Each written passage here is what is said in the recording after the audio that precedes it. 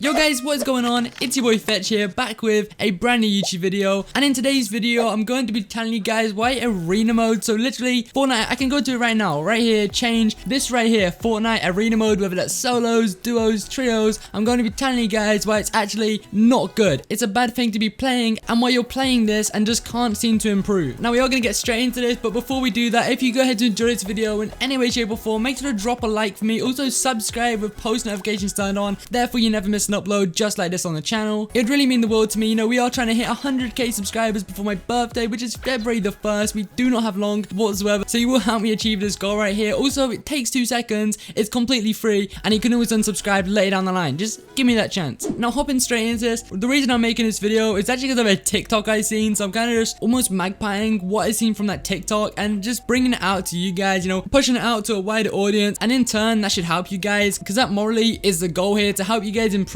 at Fortnite. Now of course, all credit to whoever made this TikTok. If I can find his name, I'll link it down below. If you guys know who made this TikTok, if I can't find it, you can also comment that. I'll pin your comment. But basically what's mentioned and what we're going to talk about now is actually, also so you know, this video is for you guys that don't have much time playing on Fortnite. So of course we're going to be talking about why arena is bad, and this could be of course universally, so literally it's for everyone across the board. Like, arena is going to be bad, but this is going to be more so for you guys that don't have much time to play the game. So some people have literally 8 hours, or let's say, I don't know, 6 to 8 hours every single day to be able to just dedicate their time to playing Fortnite. They have nothing else to worry about. They can just play the game and practice for that long, whereas some people simply just don't have that much time. They just don't. Maybe their parents are strict, maybe you have schoolwork, you go to an IRL job, I don't know, whatever it is, it may be preventing you from playing this much. And a good example for this will be for you guys that probably only play on the weekends, because I know there is a lot of you guys, you can only play on the weekends because that's when your parents let you just have that free time and just play your games. Now of course there's usually nothing you can do about this, and that is why this video is going to be super handy for you, because you also most likely just want to improve, and with such a short amount of time it makes it increasingly hard to do so. And now this brings me into the actual whole topic of the video. The reason arena is bad is because it is not preparing you or giving you the effective practice you need in such a short window of time you actually have playing the game. You know, because you're on this time crunch, what you have to do is find something which will let you both practice and revise the core fundamentals of fighting within the game. And what I mean by core fundamentals, basically just the core mechanics of the game. Everything needs to be put into one and able to work with, you know, practice with in the shortest amount of time, and you need to be doing the most of it, right? So you can practice, like, for example, the core mechanics. That is your aim, building, which people just usually class mechanics as just building, but it's aim, building, and movement. They are your 3 core mechanics within Fortnite, and you guys need to basically just be touching on them, you know, consistently practicing those 3 core mechanics as much as possible in such a short amount of time. And arena, it just doesn't do that for you. You know, half the time you're just running around the map,